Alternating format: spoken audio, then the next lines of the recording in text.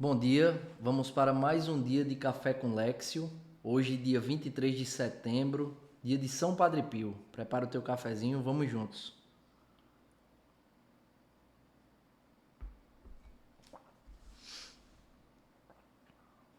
Pessoal, hoje vamos iniciar fazendo a nossa oração e aí depois eu vou tecer alguns comentários sobre São Padre Pio.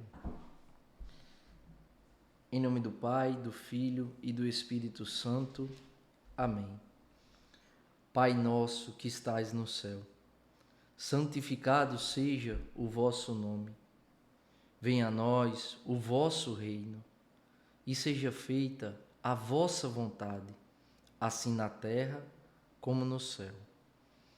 O pão nosso de cada dia nos dai hoje e perdoai-nos as nossas ofensas assim como nós perdoamos a quem nos tem ofendido. Não nos deixeis cair em tentação, mas livrai-nos do mal. Amém.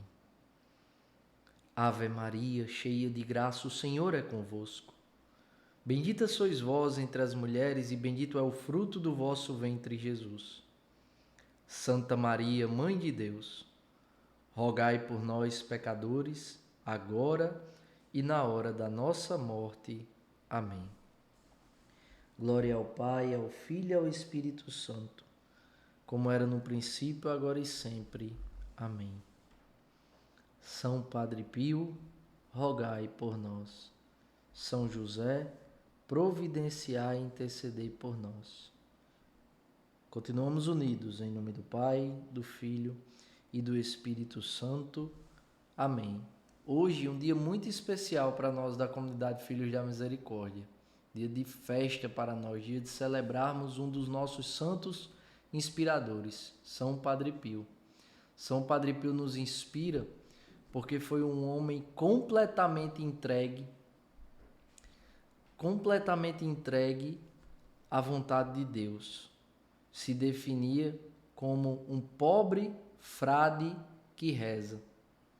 Ele nasceu em 25 de maio de 1887. No dia seguinte foi batizado com o nome de Francesco.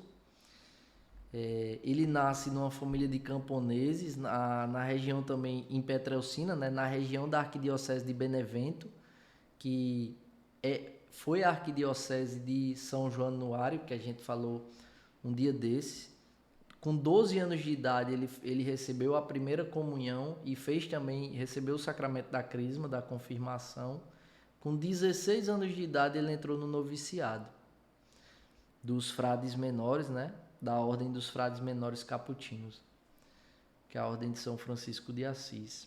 Em 1910, ele foi ordenado sacerdote e ele tem uma frase que, essa frase que eu quero sempre trazer para nós, né? A oração é a chave que abre o coração de Deus. A oração é a chave que abre o coração de Deus. São Padre Pio nos inspira porque por meio da oração, do cultivo da vida interior, de uma profunda intimidade com Deus, era um padre completamente entregue a cuidar dos transpassados do corpo, os doentes e dos transpassados da alma. Porque por mais de 50 anos atendeu, atraindo multidões de fiéis no confessionário, né? O Papa São João Paulo II o definia como um generoso dispensador da misericórdia divina. Tendo em vista que por mais de 50 anos São Padre Pio confessava, gastando muitas e muitas horas do seu dia para confessar os pecadores. E ali na confissão era um momento de muita espiritualidade, de muita comunhão, né? Daquele coração do fiel, do pecador para com Deus, por meio do sacerdócio de São Padre Pio. Um santo onde Deus realizou coisas extraordinárias. O dom da fortaleza, a virtude da fortaleza era muito presente na vida de São Padre Pio.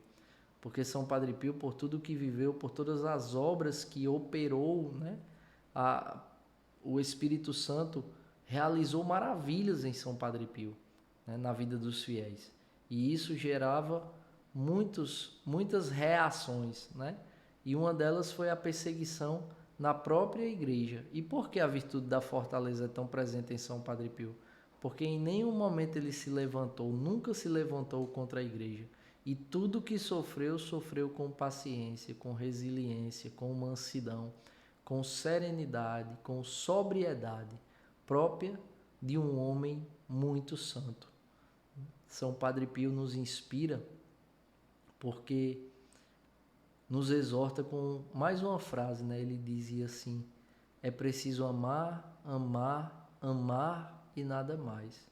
Consumiu completamente a sua vida por amor a Jesus, amando a Jesus, amando-o no pobre, no doente, no transpassado da alma, que carecia do sacramento da confissão, da Santa Missa, do seu sacerdócio, do seu conselho, da sua oração, dos milagres que Deus precisava operar por meio da sua vida e vocação. Então, que São Padre Pio, ele possa, assim como ele inspira o carisma da comunidade, que é anunciar a misericórdia e cuidar daqueles que o mundo transpassou, ele também possa inspirar você a se tornar cada vez mais uma pessoa melhor, um homem melhor, uma mulher melhor, mas não melhor sem propósito, melhor por causa de Deus. Que São Padre Pio possa, pela intercessão de São Padre Pio, você possa construir uma vida de oração e passar a ser um homem que reza, uma mulher que reza e que vai construindo a sua relação de profunda intimidade com Deus. Que São Padre Pio também possa te inspirar a olhar para o pobre com esse olhar. E esse pobre, quando eu falo pobre, o transpassado, né? O transpassado, o doente do corpo e o doente da alma, que não vê a doença, né? Ela não vê status social, condição financeira, né? E todas as almas feridas precisam ser alcançadas pelo amor e misericórdia de nosso Senhor, que cura, né? Então, que São Padre Pio possa nos inspirar, não somente no dia de hoje, mas todos os dias de nossas vidas, a criar essa relação de profunda intimidade com Deus e que a gente não tenha medo de se consumir por amor a Jesus, porque é preciso amar, amar, amar e nada mais. São Padre Pio, rogai por nós. Primeira leitura de hoje, 1 de Timóteo, capítulo 6, versículos de 13 a 16. Eu te ordeno diante de Deus, que dá a vida a todas as coisas, e de Cristo Jesus, que deu testemunho diante de Pôncio Pilatos numa bela profissão de fé.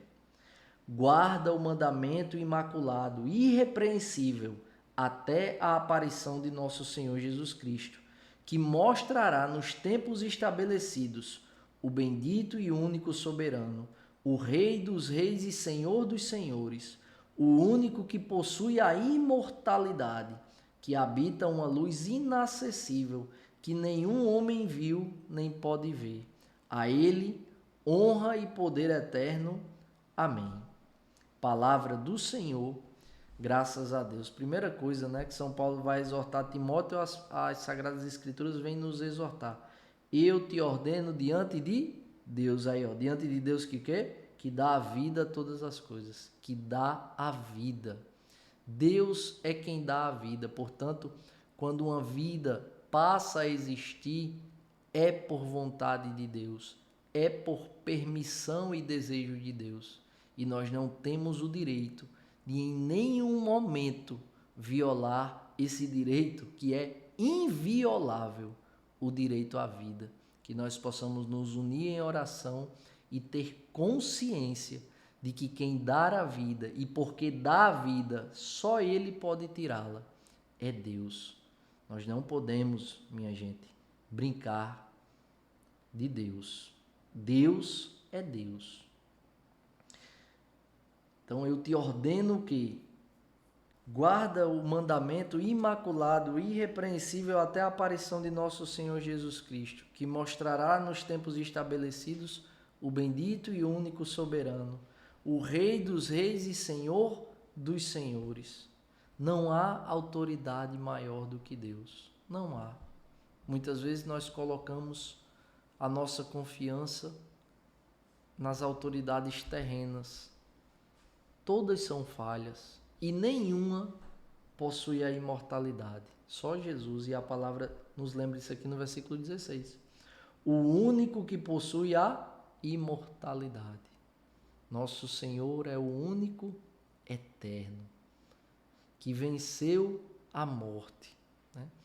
Todos os senhores, todos os reis, todas as autoridades constituídas nesta vida sucumbiram à morte, com exceção de nosso Senhor, porque Ele é bendito e único soberano, Rei dos reis, Senhor dos senhores, o único que possui a imortalidade, que habita uma luz inacessível. Portanto, peçamos ao Espírito Santo essa graça de colocarmos a confiança no Senhor Jesus e não nos senhores, nos pequenos senhores deste mundo, desta vida. A autoridade maior é Deus. Ele é Deus. Ele é o único que possui a imortalidade.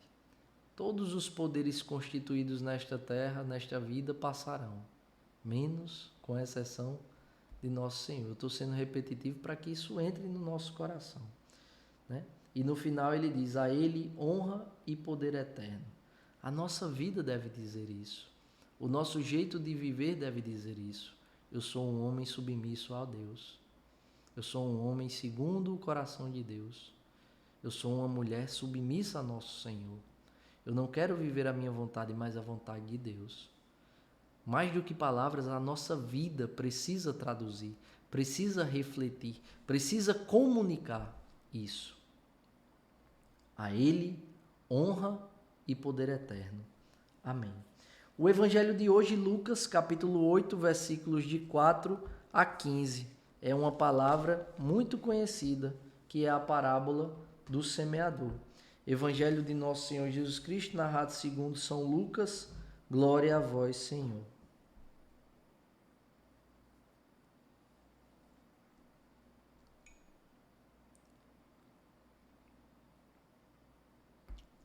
Reunindo-se numerosa multidão, que de cada cidade vinha até ele, Jesus falou em parábola.